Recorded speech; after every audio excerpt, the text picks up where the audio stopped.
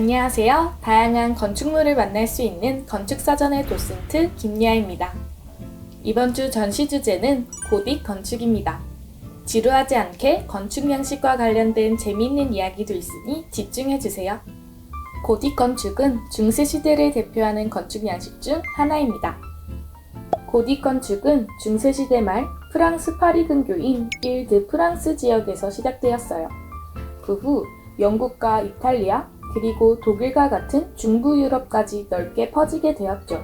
고딕 건축은 다양한 나라에서 사용되었지만 건축 양식이 변형되지 않고 일관된 특징을 유지했답니다.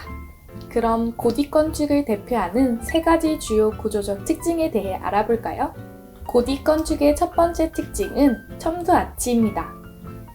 일반적인 아치는 꼭대기로 갈수록 수직 하중이 많이 실리게 되는데요. 첨도 아치는 이를 보완하기 위해 도입된 것입니다. 밑에서부터 아치를 쌓아 올리는 방식은 당시 기술의 한계로 그 힘을 감당하기 어려웠죠. 그래서 두 개의 기둥을 접합하는 방식으로 아치를 만들어 힘을 양옆으로 분산시킬 수 있었습니다. 그 결과 아치의 윗부분이 뾰족하게 형성되어 독특한 형태를 이루게 되었어요. 덕분에 건물을 높이 올리고자 하는 구조적 요구를 충족시킬 수 있었습니다. 두 번째 특징은 리브 볼트입니다. 리브는 뼈대라는 뜻인데요.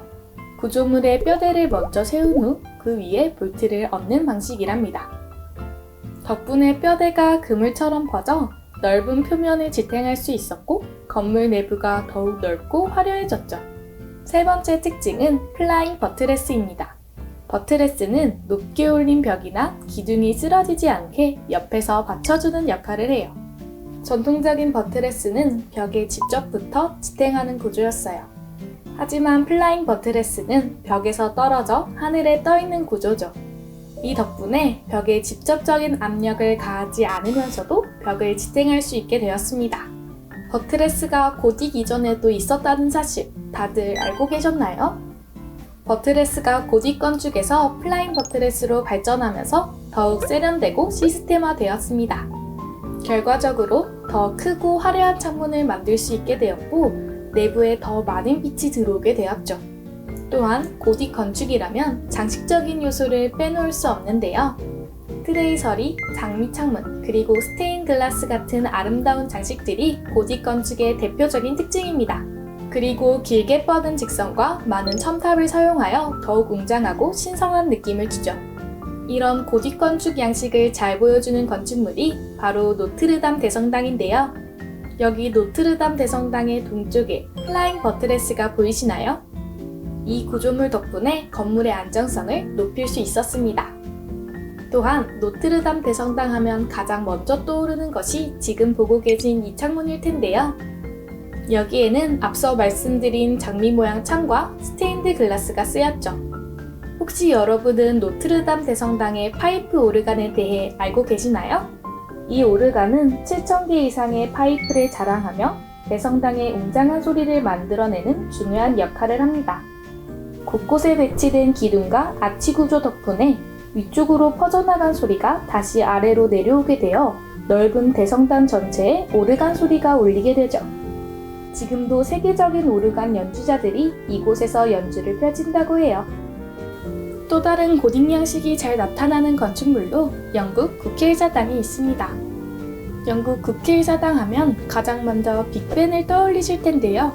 하늘을 향해 솟구치는 느낌을 주는 높은 첨탑에서 고딕 양식이 사용되었다는 것을 알 수 있죠. 그리고 고딕 양식의 대표적인 특징인 첨도 아치도 국회의사당 건물의 창문과 출입구에서 찾아볼 수 있답니다. 여러분, 국회의사당에서 일어난 화약 음모 사건 알고 계신가요?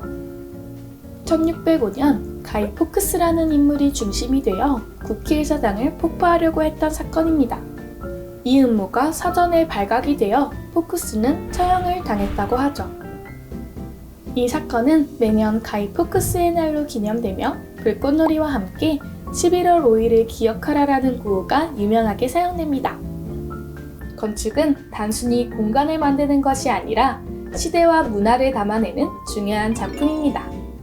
오늘 알아본 건축물을 통해 고딕 건축의 매력을 느끼셨길 바라며 다음 주는 르네상스 건축으로 찾아뵙겠습니다. 지금까지 도슨트 김여아였습니다.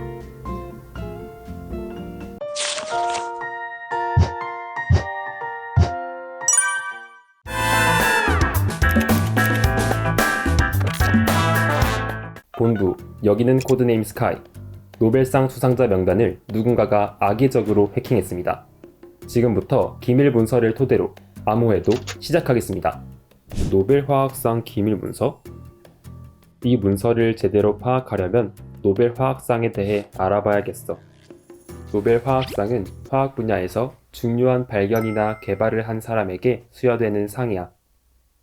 유기화학, 물리화학, 생화학 등 다양한 분야로 나뉘어져 있지.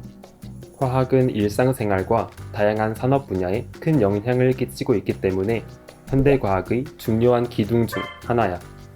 특히 노벨상의 창시자인 노벨이 화학자였기 때문에 노벨 화학상은 큰 의미를 가지지. 하지만 이 명단에는 수상 연도만 남아있고 수상자 이름은 지워져 있어. 1961년과 1988년.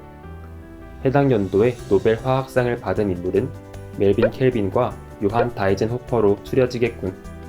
이제 인물들을 파악해볼까? 멜빈 켈빈, 1911년 미국에서 태어난 생화학자로 화학적 원리를 생명과학에 적용한 선구자라고 불리지. 켈빈은 매우 혁신적이고 진취적인 성격을 가졌어.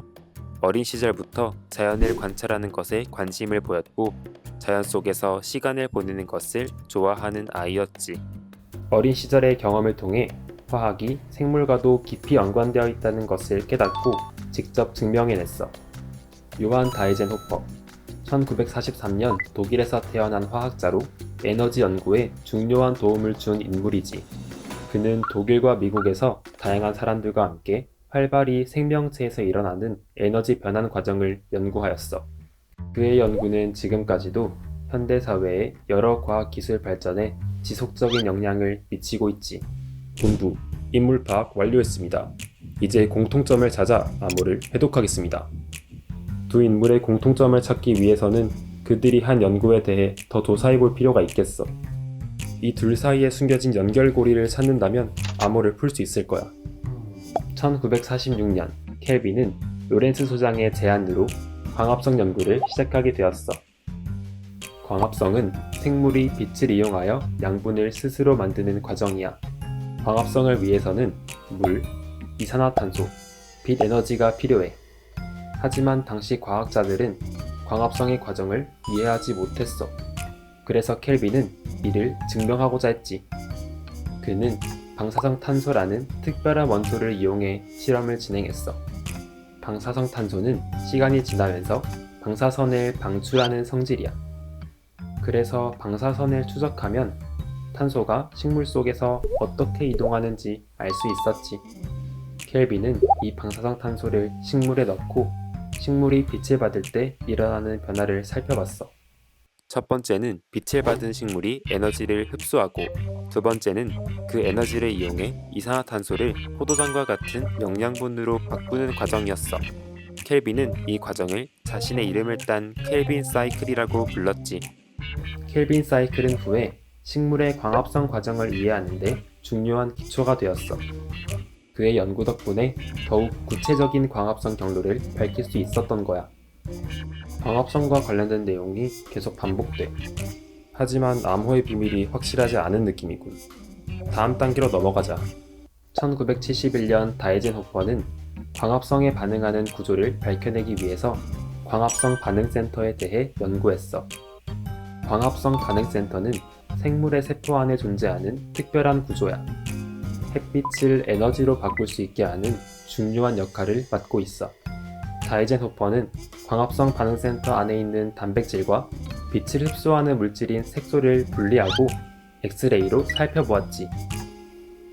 그는 연구한 내용을 바탕으로 컴퓨터 분석을 활용해 단백질의 3차원 모습을 구성하였어.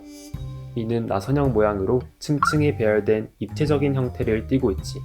수년간의 연구를 통해 1985년 광합성 반응센터의 3차원 구조를 최초로 해석하는 데 성공하게 된 거야. 이렇게 만들어진 모델은 광합성 반응센터를 이해하는 데 같은 역할을 했지. 다이젠호퍼의 연구에서도 광합성이 반복되는 걸 알았어. 모든 내용을 종합해보면 켈빈은 광합성의 화학적 과정 규명, 요한은 광합성의 3차원 구조. 아, 결국 광합성 자체가 비밀 열쇠를 쥐고 있던 거야. 그럼 이게 바로 암호의 답, 광합성이겠군.